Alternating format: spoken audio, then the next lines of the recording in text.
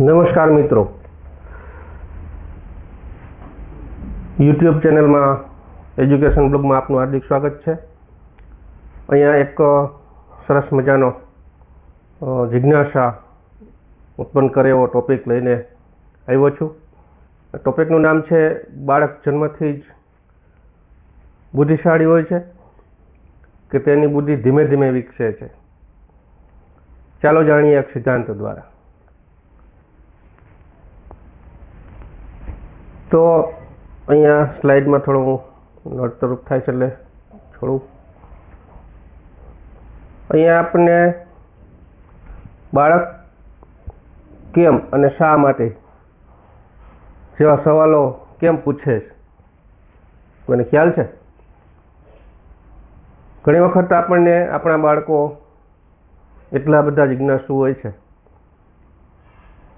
એટલા બધા ચંચળ હોય છે, જે ઘણી વખત આપણને પ્રશ્નોનો મારો માતા પિતા ઉપર કરે છે। આવું કેમ બને છે? કેમ અને શા માટે, આ બે શબ્દો ખૂબ અગત્યના છે કે આવા સવાલો કેમ પૂછે છે, એની પાછળનું કારણ શું છે? તો એની પાછળ એક બૌદ્ધિક વિકાસનું રહસ્ય છુપાયેલું છે। તો આ બૌદ્ધિક વિકાસનું રહસ્ય શું છે એ જાણવાની સૌને તમન્ના હશે, જિજ્ઞાસા હશે। તો ચાલો આપણે જોઈએ કે બૌદ્ધિક વિકાસનું રહસ્ય શું છે। જીન પિયાજે એને એક સિદ્ધાંત આપ્યો છે, બૌદ્ધિક વિકાસનો સિદ્ધાંત। સ્વિસ મનોવૈજ્ઞાનિક જીન પિયાજે બૌદ્ધિક વિકાસના સિદ્ધાંત મુજબ બાળકો નિષ્ક્રિય શ્રોતાઓ નથી હોતા, પરંતુ સક્રિય જ્ઞાનના નિર્માતા હોય છે। તેઓ અનુભવ અને પર્યાવરણ સાથેની આંતરક્રિયા દ્વારા પોતાના વિચારો અને સમજનું સર્જન કરે છે। એટલે બાળક છે એ બાળક માત્ર સાંભળતું જ નથી, પરંતુ પર્યાવરણમાં, વાતાવરણમાં ખૂબ જ નિરીક્ષણ કરે છે, વાલીઓનું, માતા પિતાનું ખૂબ જ નિરીક્ષણ કરે છે, પછી વિચારે છે અને એ વિચારો સમજમાં પરિણમે છે અને બાળક ઘણા બધા પ્રશ્નો કરી મૂકે છે। તો અહીંયા જીન પિયાજે ખૂબ સરસ મજાનો સિદ્ધાંત આપણી સમક્ષ રજૂ કર્યો છે, જેમાં 4 મુખ્ય વિકાસલક્ષી તબક્કાઓમાંથી બાળક છે એ પસાર થાય છે। આ 4 વિકાસલક્ષી તબક્કાઓ કયા? નીચે આપેલા છે કે સંવેદનાત્મક ગતિય તબક્કો છે એ 0 થી 2 વર્ષ, પૂર્વ સંચાલનનો તબક્કો છે 2 થી 7 વર્ષ, મૂર્ત સંચાલનનો તબક્કો છે 7 થી 11 વર્ષ અને ચોથો તબક્કો છે ઔપચારિક સંચાલનનો તબક્કો, એ 11 વર્ષ અને પછી। તો આ 4 તબક્કામાંથી બાળક છે એ પસાર થાય છે। પહેલા તબક્કાની અંદર બાળક છે ઇન્દ્રિય અને ગતિ દ્વારા દુનિયાને સમજે છે, સ્પર્શ જેને આપણે કહીએ। તો બીજા તબક્કાની અંદર બાળક છે ભાષા શીખે છે, કલ્પના કરે છે, કેટલાક પ્રતીકો એટલે સિમ્બોલનો ઉપયોગ દ્વારા છે વિચારવાનું શરૂ કરે છે। એટલે એ વિચારવાની પ્રક્રિયા 2 થી 7 વર્ષમાં શરૂ થઈ જાય છે। બાળક તર્કશક્તિ અને તાર્કિક વિચારોનો ઉપયોગ કરી શકે છે 7 થી 11 વર્ષમાં, જેની અંદર બાળકની સામે કોઈ મૂર્ત વસ્તુ હોય તો એને સંચાલન કેમ કરવું એનો વિકાસ 7 થી 11 વર્ષમાં થાય છે। અને છેલ્લો તબક્કો જે 11 વર્ષ પછી, 11 વર્ષ અને 11 વર્ષ પછી થાય છે, ખાસ કરીને બાળકનો આ અભ્યાસ કાળ હોય છે। તો અભ્યાસ, કલ્પના અને સિદ્ધાંત આધારિત કેટલીક તર્ક શક્તિઓનો ઉપયોગ છે બાળક 11 વર્ષ પછી કરી શકે છે। એટલે આ 4 તબક્કાઓ બાળકના વિકાસલક્ષી તબક્કાઓ છે। બાળક આ 4 તબક્કાઓમાંથી પસાર થાય છે અને બાળકનો વિકાસ થાય છે। આગળ મેં તમને પ્રશ્ન પૂછ્યો તેમ કેમ અને શા માટે જેવા પ્રશ્નો બાળક કરે છે અને એનો સિદ્ધાંત આ 4 તબક્કાઓ મુજબ સમજી શકાય છે। એટલે શિક્ષણનું કાર્ય છે એ બાળકોને શીખવવાનું નથી, પરંતુ તેમને શોધવા અને સમજવા માટે યોગ્ય પર્યાવરણ પૂરું પાડવાનું છે, એક વાતાવરણ પૂરું પાડવાનું છે। બાકી બાળક છે એ બધું સમજી વિચારીને જ આવે છે અને એ બાળક આવા જુદા જુદા તબક્કાઓમાંથી પસાર થાય છે અને વિકાસ પામે છે. તેનો શિક્ષણમાં ઉપયોગ શું આ સિદ્ધાંતનો? તો ખાસ કરીને અહીંયા 3 વસ્તુ આપની સામે મૂકી છે કે બાળકની વય અને એની માનસિક સ્તર, નાના ધોરણમાં, નીચેના ધોરણમાં, 1 થી 5 ધોરણમાં બાળકની વય અને માનસિક કક્ષાનું સ્તર છે એ દરેક શિક્ષકને ખ્યાલ હોવો અનિવાર્ય છે. કારણ કે એ અભ્યાસ બનાવવાની વાત છે. અભ્યાસક્રમ એ રીતનો બનાવવો જોઈએ કે 0 થી 2 વર્ષ, 2 થી 7 વર્ષ, 7 થી 11 અને 11 વર્ષથી પ્લસ. તો દરેક તબક્કા મુજબ શીખવાની ક્ષમતા પણ અલગ અલગ હોય છે. તો આ ક્ષમતા પ્રમાણે ખાસ કરીને એના માનસિક સ્તર પ્રમાણે એનો અભ્યાસક્રમ શિક્ષણની અંદર ગોઠવવો જોઈએ. તો આ સિદ્ધાંતનો ઉપયોગ છે. બીજો શિક્ષણમાં ઉપયોગ કે રમતગમત અને પ્રવૃત્તિ દ્વારા બાળક સક્રિય બને છે, એને પ્રોત્સાહન મળે છે. તો એ પ્રમાણે પણ બાળકના અભ્યાસક્રમને ધ્યાનમાં રાખવો જોઈએ. બાળક રમત દ્વારા શીખે છે, સર્જનાત્મક પ્રવૃત્તિઓ કરે છે, જૂથ પ્રવૃત્તિઓ કરે છે અને શારીરિક પ્રવૃત્તિઓ કરે છે. આ 4 વસ્તુ છે એ રમતગમત અને પ્રવૃત્તિને અનુલક્ષીને છે. તો આ 4 પ્રવૃત્તિમાંથી બાળક ઘણું બધું શીખે છે. માત્ર બ્લેકબોર્ડ અને વાતોથી બાળક કશું શીખતું નથી. માત્ર શ્રવણ શક્તિ જ સતેજ કરે છે. પણ અહીંયા શિક્ષણમાં જીન પિયાજેટ એને આ ખૂબ સરસ સિદ્ધાંતો આપ્યા છે અને આ સિદ્ધાંત પ્રમાણે બાળકનો અભ્યાસક્રમ બીજા તબક્કામાં રમત ગમત અને પ્રવૃત્તિઓ હોવો જોઈએ. ત્રીજો ઉપયોગ શિક્ષણમાં આ સિદ્ધાંતનો કે બાળકોને જાતે પ્રયોગો કરીને શીખવાની તક આપવી જોઈએ. એટલે બાળક છે અવલોકન કરે, પ્રયોગ કરે, પ્રશ્નો પૂછે, સમજ અને નિષ્કર્ષ લાવે. તો આ પ્રોસેસ છે, આ એક પ્રક્રિયા છે. તો આ પ્રક્રિયામાંથી બાળક જો પસાર થઈ જાય તો કોઈ પણ સમસ્યા, કોઈ પણ વસ્તુને સમજવા માટે ખાસ એ સક્ષમ બની જાય છે. એટલે શિક્ષકે, શિક્ષણકારોએ આ રીતના અભ્યાસક્રમની ખાસ કરીને રચના કરવી જોઈએ. એમ જીન પિયાજેના સિદ્ધાંતમાં સ્પષ્ટતા છે. તો અહીંયા ખાસ કરીને પિયાજેના સિદ્ધાંત મુજબ શિક્ષણ બાળ કેન્દ્રી, અનુભવ આધારિત અને વિકાસલક્ષી ખાસ કરીને હોવું જોઈએ. તો આ 3 વસ્તુ છે એ શિક્ષણમાં ખૂબ જ જરૂરી છે. ત્યારે બાળક છે કૌશલ્યલક્ષી વિકાસ તરફ પ્રયાણ કરશે. અન્યથા એ થિયરીમાં જ ગૂંચવાઈને રહેલો રહેશે. જીન પિયાજે આગળ કેટલીક શિક્ષણ પર મુખ્ય એની અસરો શું થઈ એના સિદ્ધાંતની. તો અહીંયા જીન પિયાજેના બૌદ્ધિક વિકાસના સિદ્ધાંત તે આધુનિક શિક્ષણ વ્યવસ્થાને ભણાવવાની પદ્ધતિઓમાં મોટો બદલાવ આણ્યો છે. અને આ સિદ્ધાંત મુજબ બાળકને કેન્દ્રમાં રાખીને શિક્ષણ આપવું જોઈએ એવું જીન પિયાજે કહે છે. એમાં ખાસ કરીને કેટલીક અસરો છે. એમાં 6 અસરો અહીંયા ખાસ કરીને બતાવી છે કે શિક્ષણ પર શું અસર થાય. આ તબક્કાવાર જો શિક્ષણ આપવામાં આવે, બાળકના વિકાસને, બૌદ્ધિક સ્તરને સમજવામાં આવે અને શિક્ષણ આપવામાં આવે તો શિક્ષણ ઉપર શું અસર થાય, એની શિક્ષણની મુખ્ય અસરો શું છે. તો પહેલું તો બાળક કેન્દ્રીય શિક્ષણ, બાળકને કેન્દ્રમાં રાખીને શિક્ષણ આપવાની વાત છે. તો શિક્ષણનો મુખ્ય આધાર શિક્ષક નહીં પણ બાળક છે. એટલે બાળકની જરૂરિયાત, રસ અને માનસિક ક્ષમતાને ધ્યાનમાં રાખી એને એ જ જ્ઞાન આપવું જોઈએ, નહીં કે આગળનું વધારાનું. અત્યારના સમયમાં પરંપરાગત શિક્ષણની અંદર, આધુનિક શિક્ષણની અંદર તો આધુનિક શિક્ષણમાં ઘણી બધી સંસ્થાઓમાં ઘણું બધું આગળનું શીખવવાનું થાય છે, એટલે કરે છે. તો એની માનસિક સ્તર પ્રમાણે એ યોગ્ય નથી. એટલે જીન પિયાજેના સિદ્ધાંત મુજબ બાળકના સ્તર પ્રમાણે બાળકને કેન્દ્રમાં રાખીને એને જ્ઞાન આપવું જોઈએ. બીજું છે પ્રવૃત્તિ દ્વારા શિક્ષણ. તો એક્ટિવિટી બેઝડ લર્નિંગ છે. એટલે બાળકને બેસાડી ન રાખો, એની સામે એક માત્ર શ્રોતા તરીકે ન રાખો, એને એક્ટિવ બનાવો, પ્રવૃત્તિમાં ક્યાંક સહભાગિતા વધારવાના પ્રયાસો કરો. તો જો પ્રવૃત્તિ દ્વારા શિક્ષણ બાળક લેશે તો એનો ફાયદો એ છે કે એ ગોખણપટ્ટીથી દૂર થશે, અને ગોખણપટ્ટીથી દૂર થાય એટલે કોઈ પણ વસ્તુ સમજવા માટે સક્ષમ બનશે.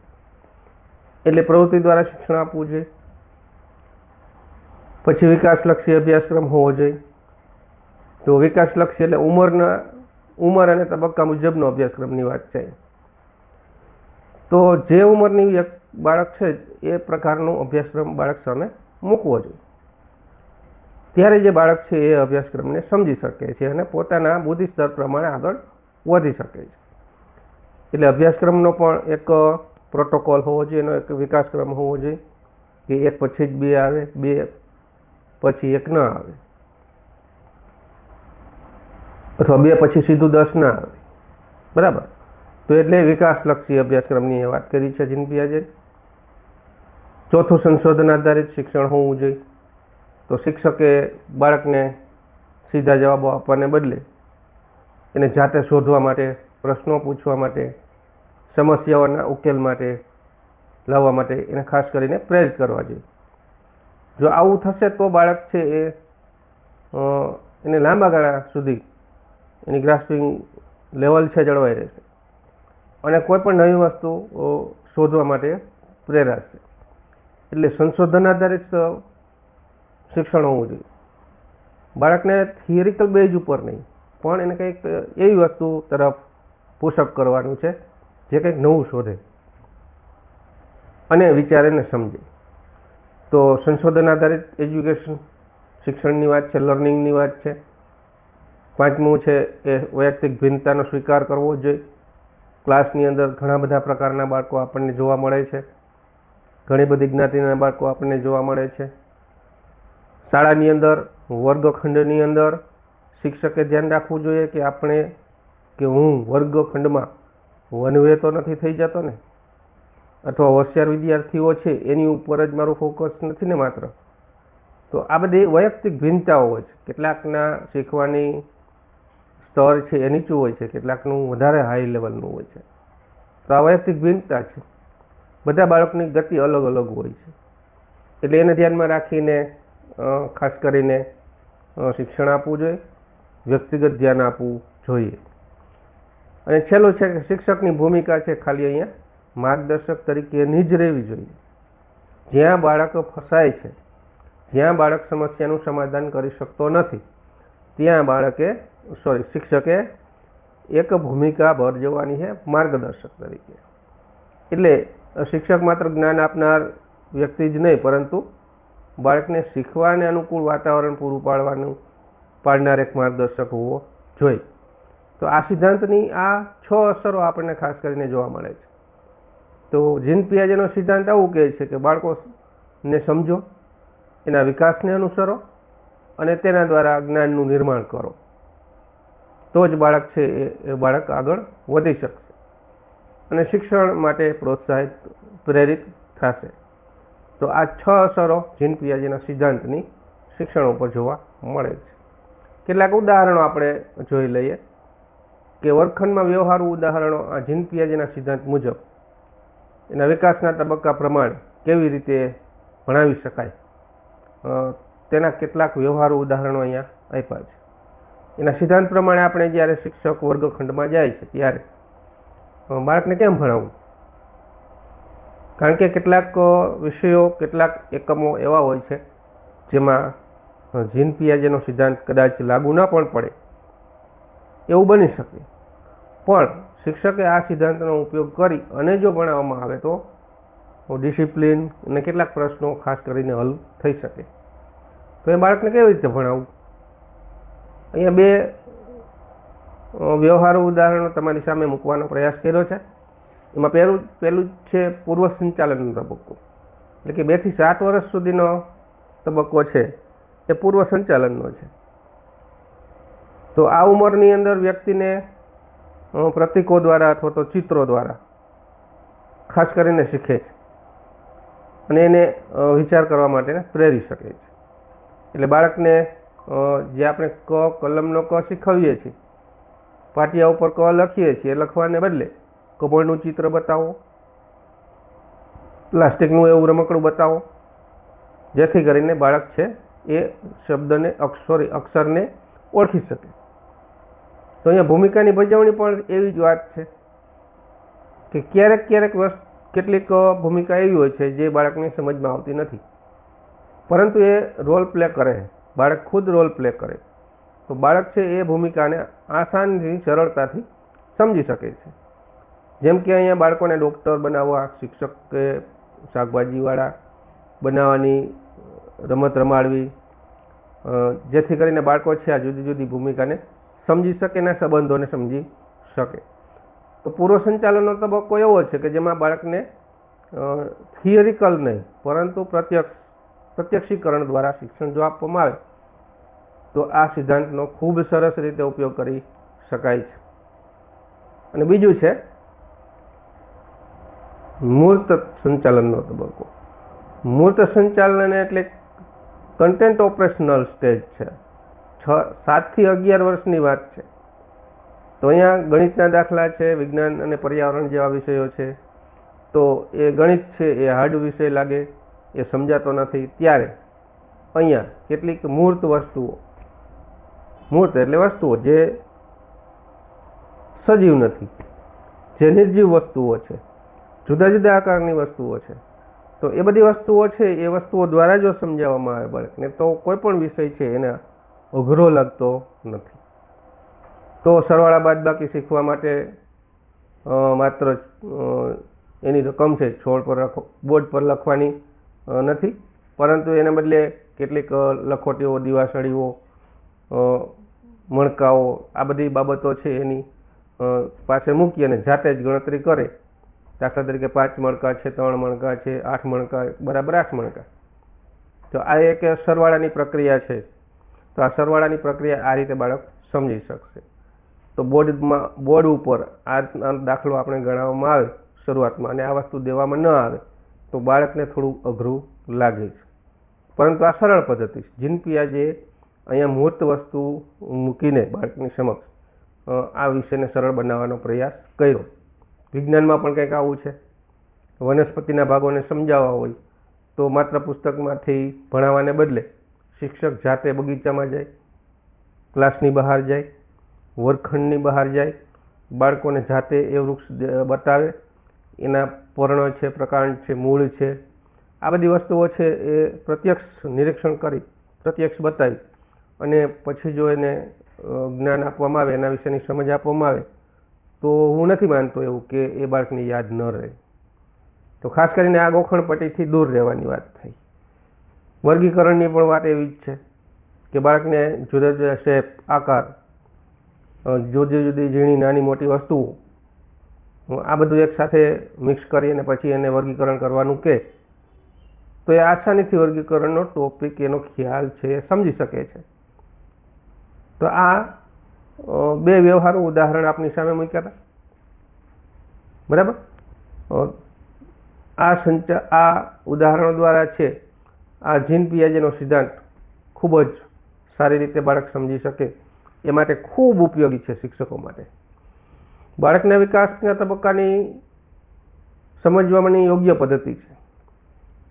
પ્રવૃત્તિ અને અનુભવ દ્વારા શિક્ષણ આપવું જોઈએ અને એ જ સાચું શિક્ષણ છે. તો આ તો જીન પિયાજેનો એક બાળકના બૌદ્ધિક વિકાસ કેવી રીતે થાય છે એને સમજાવવા માટે શિક્ષણમાં શિક્ષકે શું કરવું જોઈએ.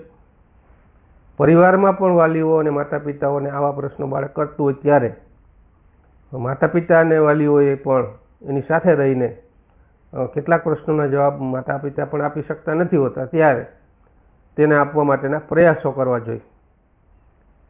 તો આ ખૂબ સરસ મજાનો જીન પિયાજેનો સિદ્ધાંત હતો. શિક્ષણમાં સારી રીતે ઉપયોગ કરવામાં આવે, નિષ્ઠાપૂર્વક ઉપયોગ કરવામાં આવે તો દરેક બાળક છે એ પોતાની ગતિ પ્રમાણે આગળ વધી શકે છે.